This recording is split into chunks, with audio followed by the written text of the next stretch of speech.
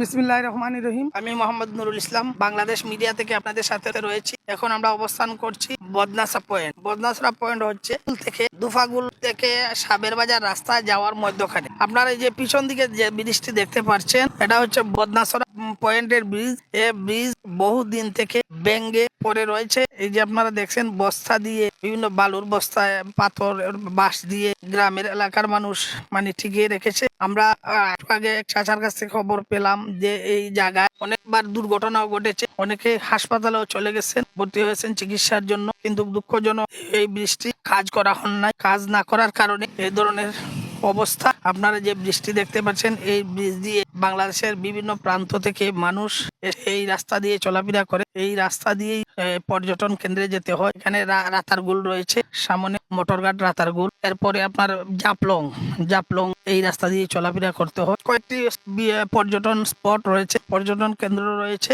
এই রাস্তা দিয়ে চলাফেরা করতে হয়। কিন্তু এই যে বৃষ্টি, একমাত্র ভরসা হচ্ছে এই ব্রিজ দিয়ে চলাফেরা করা। আমরা এখন কয়েকজনের সাথে কথা বলার চেষ্টা করব, তাদের কাছ থেকে আমরা জানবো এই ব্রিজ সম্পর্কে। এই রাস্তা হইলো আমবরহানা থেকে জাফলং পর্যন্ত গাড়ি চলাচল করে। খুব সুন্দর রাস্তা আছিল, বালা রাস্তা আছিল। জাফলং থেকে বড় বড় পাথরের গাড়ি আছে, যা 10 টাকা না কিতা গাড়ি হয়, সারা রাত গাড়ি আসে। এই গাড়ি আসার কারণে রাস্তাটা ভাঙ্গা গেছে। এখানে রাতারগুল একটা পর্যটন কেন্দ্র আছে, রুদ্রসাই একটা পর্যটন আছে, বিভিন্ন এলাকা বিদেশেরও মানুষ আছে, বিভিন্ন দেশের মানুষ আছে এখানে যাওয়া আসা করে। তো এনো রাস্তা তাই আইনো যানজট লাগে, গাড়ি দুর্ঘটনা ঘটে। আমার চকুর সামনে কয়েকটা গাড়ি এখানে দুর্ঘটনা ঘটিছে, মারাত্মক ধরনের দুর্ঘটনা ঘটেছে, মানুষ মেডিকেলও গেছে। আমরা দাবি হলো এই রাস্তার যারা কর্মকর্তা হল, যারা আসুন, প্রশাসন যারা আসুন, আমরা দাবি আমরা রাস্তাটা সুন্দর হোক, এই ব্রিজটা হোক। এই ব্রিজের কারণে সব গাড়ি চলাচল করতে পারছে না, দীর্ঘ সময় যানজট লাগিয়া থাকে, বুঝছেন নি। বড় বড় কোস্টারে না আসে পর্যটন, আইলে গাড়ি ফাঁস হইতে পারে না, তারা ওখানে গাড়ি রাখে আবার গাড়ি লিয়া তারা দ্বিতীয় গাড়ি লিয়া তারা যায়। এগু আজ 2 বছর 2 বছর থাকি আইলে তো কোনো খাম খাজ হয় না, এমনি দেখিয়া যায় না, কোনো খাম খাজ হয় না। তো আমরা এলাকাবাসীর দাবি আমরা রাস্তাটা হোক, ব্রিজটা হোক সুন্দর হোক, মানুষ সুন্দরভাবে যাতায়াত করুক। পর্যটন কেন্দ্র আছে, মানুষ যাইতো, দেখতো সৌন্দর্য গিয়ে আমরা দাবি থাকলো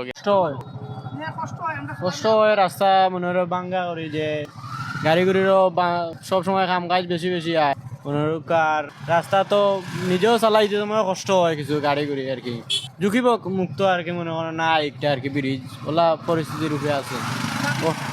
দাবি তো মনে হোক সবাইও তো এক দাবিও থাকবো যে রাস্তাঘাট সুন্দর হওয়ার লাগে, যে ব্রিজটা কাম করার লাগে আর কি। ব্রিজটা তো বাক্কা দিন হয়ে যার ভাঙ্গা, আমরা স্থানীয় মানুষ সবাই মিলিয়া বস্তা বস্তি দিয়া রাখছেন, বহু কষ্ট মুষ্ট করিয়া তারা সুন্দর করে ব্রিজটা আটকে রাখছেন, নাহলে কোন দিন ভাঙ্গা গেল কিন। যারা এগুলার দায়িত্বে আছেন, আমরা দাবি জানাই আমি স্থানীয় মানুষ মিলিয়া সবাই যে ব্রিজটা যত দ্রুত সম্ভব যে সকাল সকাল তারা এগুলো কাজ করানির লাগে উদ্যোগ নিতা। কারণ ব্রিজটা যদি সামনে বারিশা আইব আরো জুড়ে গুলার সময় এই ব্রিজটা ভাঙ্গি যেতে পারে, বড় ধরনের অ্যাক্সিডেন্ট করতে পারে। কারণ এটার কারণে তারা ব্রিজটা দ্রুত ভাবে ঠিক করার লাগে আমরা দাবি জানাই আমি স্থানীয় মানুষ। এতক্ষণ বাংলাদেশ মিডিয়ার সাথে থাকার জন্য আপনাদেরকে ধন্যবাদ জানাচ্ছি। দৈনিক বাংলাদেশ মিডিয়া, সত্যের সন্ধানে সারাক্ষণ।